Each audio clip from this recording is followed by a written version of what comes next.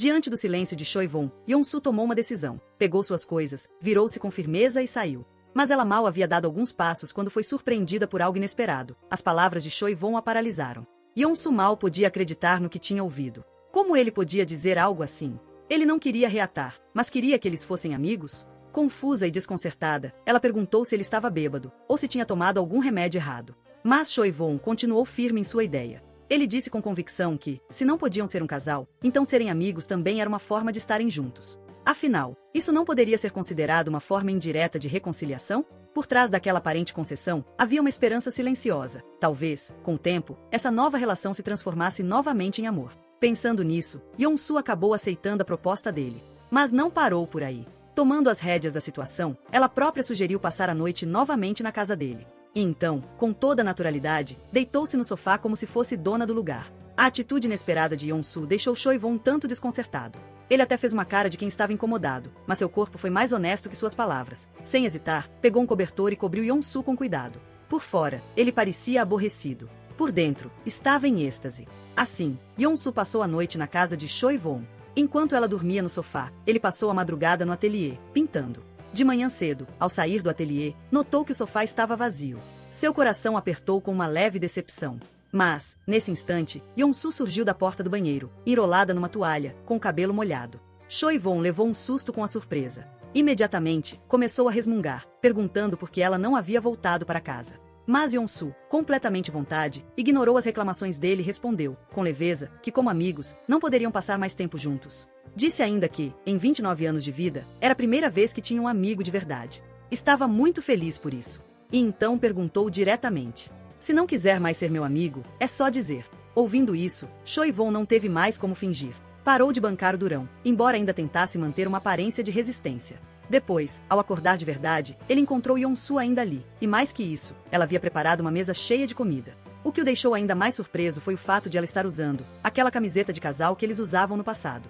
Ao notar a reação de Choi-won, Yeon-su rapidamente explicou: agora somos amigos. Você se importa se eu usar essa camiseta? Se quiser, posso trocar. Choi-won, fingindo estar tranquilo, respondeu que não havia problema. Claro que ele se importava, mas jamais deixaria isso transparecer. Então Yeon-su completou, com um sorriso: depois de comer, vamos ficar aqui jogando Dark Monk o dia todo, combinado? Choi-won perguntou se ela não planejava voltar para casa. Mas Yeon-su, uma vez mais, usou o pretexto da amizade.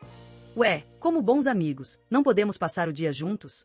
Diante da naturalidade dela, Choi-won só conseguiu concordar com um leve suspiro.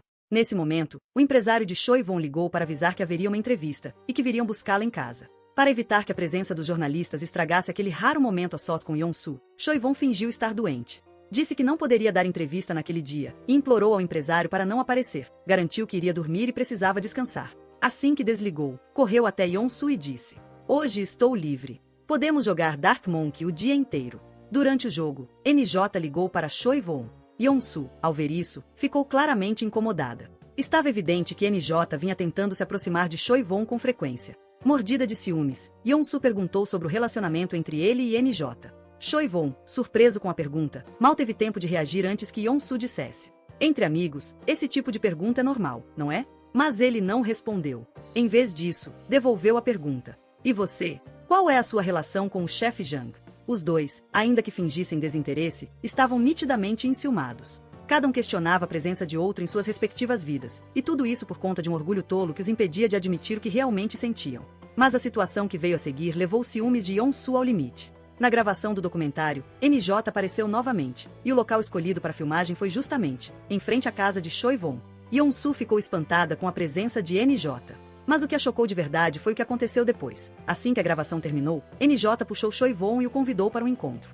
Yeon-su, tentando interromper a situação, disse que havia esquecido algo na casa de Choi-won e pediu que ele fosse buscar para ela. Mas, para sua frustração, Choi-won respondeu que ela mesma poderia subir e pegar. Yeon-su, que só queria um pretexto para impedi-lo de sair com NJ, ficou decepcionada. Mas o ingênuo Choi-won, sem entender o que ela realmente queria dizer, simplesmente saiu, ao lado de NJ.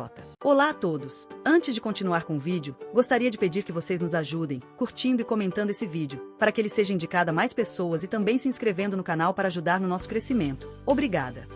Isso deixou Yeon-su com um sentimento amargo no coração. Ela não conseguia se concentrar em nada. À noite, finalmente recebeu uma mensagem de Choi-won. Assim que viu a notificação, Yeon-soo saiu correndo de casa.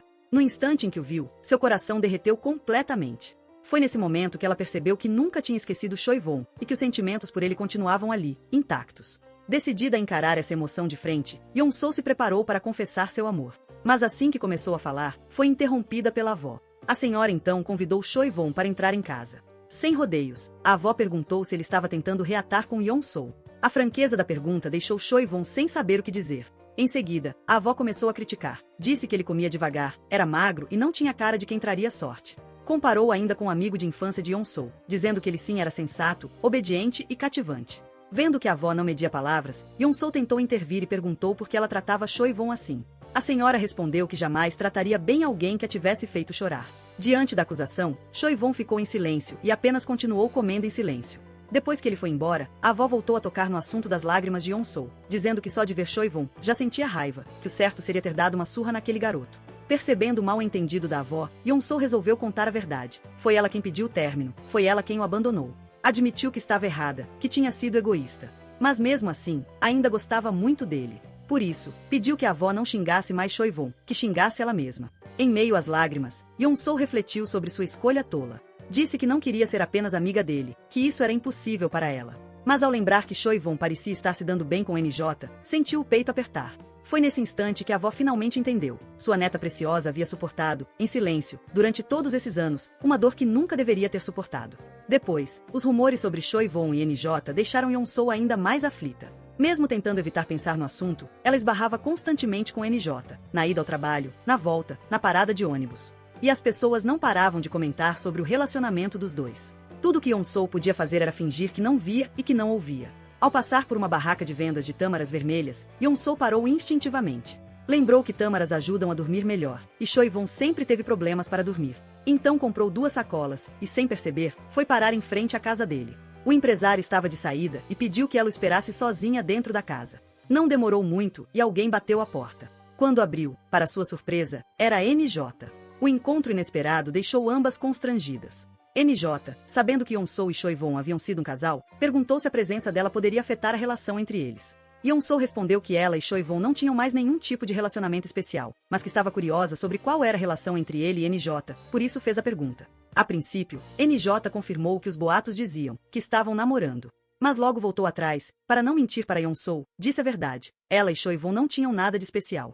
Acrescentou que não queria nenhum mal-entendido entre elas e que cuidaria da questão dos rumores depois. Apesar da sinceridade de NJ, Yeon-soo ainda sentia uma forte sensação de ameaça. Só no dia seguinte, ao ouvir da boca de Choi-won uma confirmação direta, Yeon-soo finalmente sentiu-se aliviada. Esse dia marcava também a última gravação entre os dois. No entanto, Choi-won desapareceu de repente. Ninguém conseguia contato com ele. A gravação precisou ser interrompida temporariamente. Enquanto isso, Choi-won vagava até chegar ao mercado. Lá, encontrou a avó de Yeon-soo, que estava carregando um monte de compras. Choi-won, sem hesitar, se ofereceu para ajudá-la.